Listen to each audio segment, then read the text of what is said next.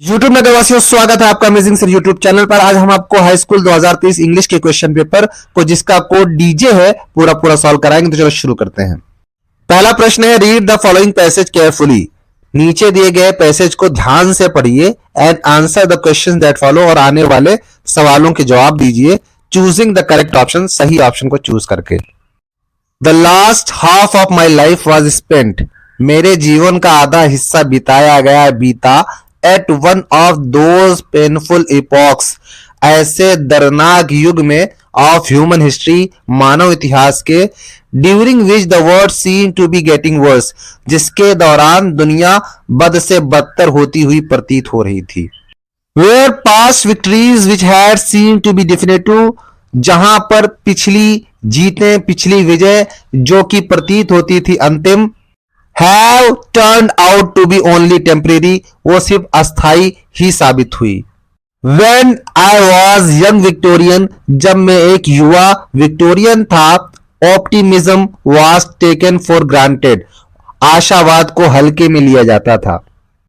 It was thought, ऐसा सोचा गया था, that कि freedom and prosperity would spread gradually, आजादी और खुशहाली धीरे धीरे फैल जाएगी थ्रू आउट द वर्ल्ड, पूरे संसार में, दो एन ऑर्डरली प्रोसेस, एक व्यवस्थित प्रक्रिया के माध्यम से। एंड इट वाज होप्ड, और ऐसी आशा की गई थी, that cruelty, tyranny and injustice would continually diminish, कि क्रूरता, अत्याचार और अन्याय लगातार कम होंगे। पहला प्रश्न है, the author felt sad about the latter part of his life because, लेखक ने दुखी महसूस किया अपने बाद वाले जीवन के हिस्से में के बारे में, क्योंकि the world was painfully disturb during that period of time, option D सही है।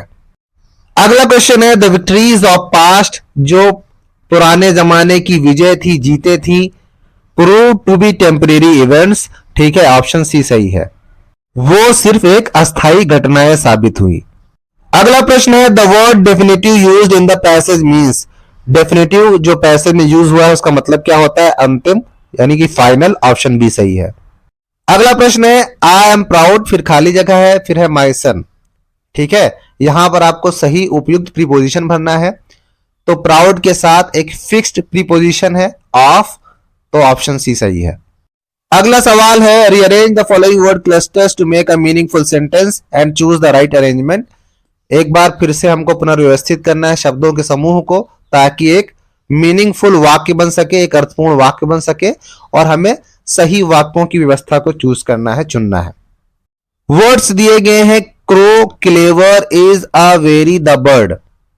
अगर ध्यान से देखते हैं तो इसका मतलब बनता है कि कौवा एक चालाक, एक बहुत चालाक पक्षी है। कौन एक बहुत चालाक पक्षी है? कौवा। The crow is a very clever bird, option B सही है।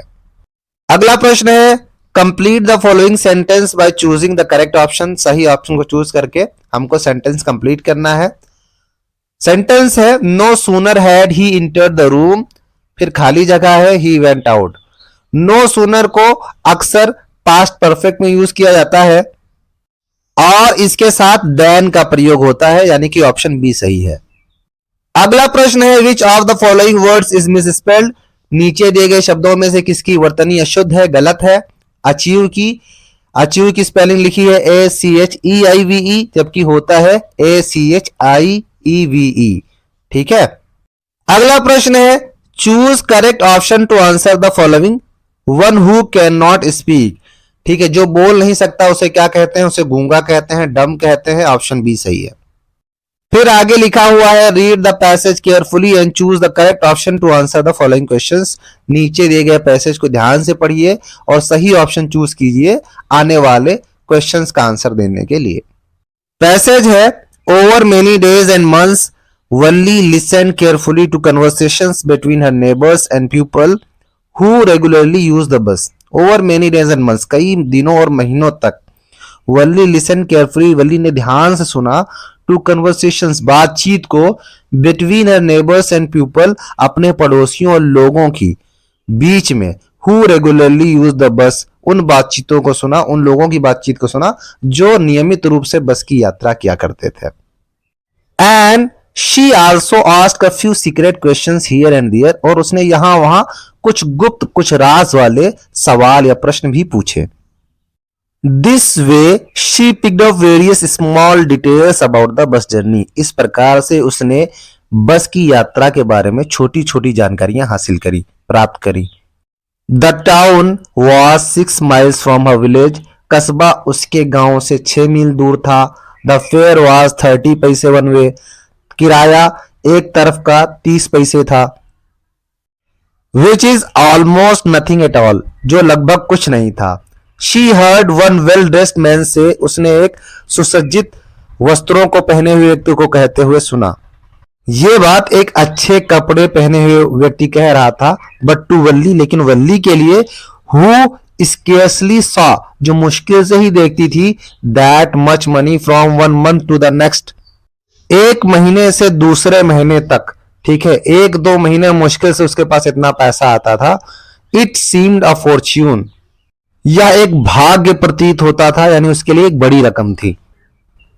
पहला सवाल है द टाउन वाज, फिर खाली जगह है, फ्रॉम वलीज विलेज, वल्ली के गांव से कस्बा कितनी दूर था। ऑप्शन सी 6 माइल सही है। The fair of the bus was, फिर खाली जगह वन वे, तो किराया एक तरफ का कितना था, 30 पैसे। ऑप्शन ए सही है। अगला प्रश्न है democracy elections were held in south Africa in, खाली जगह है, and Mandela became the first black president of a new nation. दक्षिण अफ्रीका में चुनाव कब हुए थे, और मंडेला एक राष्ट्र के, एक नए राष्ट्र के अश्वेत या पहले अश्वेत राष्ट्रपति कब बने थे। 1994, 1994 में। ऑप्शन सी सही है। अगला प्रश्न है Lencho wrote a letter to God asking for a, फिर है खाली जगह पीसोज। लेंचो ने भगवान को पत्र लिखे और कितने पीसोज मांगे थे, 100 पीसोज। ऑप्शन बी सही है। अगला प्रश्न है वल्ली वाज, फिर खाली जगह है ईयर्स ओल्ड गर्ल, वल्ली कितने साल की थी, 8 साल की थी। ऑप्शन सी सही है। अगला प्रश्न है read the given extract and choose the correct option to answer the following questions. नीचे दिए गए उद्धरण को, अवतरण को पढ़ो और सही ऑप्शन चूज करके आने वाले सवालों के जवाब दो। He stalks in his vivid stripes, वो बड़ी अकड़ के साथ, शान के साथ अपनी गहरी चमकीली धारियों में चलता है। The few steps of his cage, अपने पिंजरे में कुछ कदम। On pads of velvet quiet, मखमल के गद्दों पर चुपचाप। इन हिज क्वाइट रेज, अपने शांत क्रोध में। इस एक्सट्रैक्ट पर पहला क्वेश्चन है who is the poet of the poem from which the above stanza has been extracted. इस कविता का कवि कौन है, ठीक है, तो लेस्ली नॉरिस। ऑप्शन बी सही है। फिर है what is the title of the poem, इस कविता का शीर्षक क्या है, a tiger in the zoo. Option C सही है। यहां से यानी 16 से लेके 20 तक के प्रश्न सप्लीमेंट्री से हैं। पहला प्रश्न है the writer of the lesson the making of a scientist is Robert W Peterson. Option A सही है। Ramlal's oldest daughter was, Ramlal की सबसे बड़ी लड़की कौन थी, राधा। ऑप्शन ए सही है। अगला प्रश्न है भोली वाज द डॉटर ऑफ, भोली किसकी लड़की थी, भोली नंबरदार रामलाल की लड़की थी। ऑप्शन डी सही है। फिर है Tricki's actual problem was, Tricki की वास्तविक समस्या क्या थी। Option D vomiting because of excess of food, उल्टी करना बहुत अत्यधिक भोजन की वजह से, ठीक है। ऑप्शन डी सही है।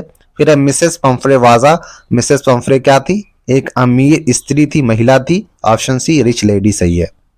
अब यहां पर ऑब्जेक्टिव टाइप क्वेश्चंस का पार्ट ए समाप्त होता है और पार्ट बी यानी कि रीडिंग सेक्शन स्टार्ट होता है।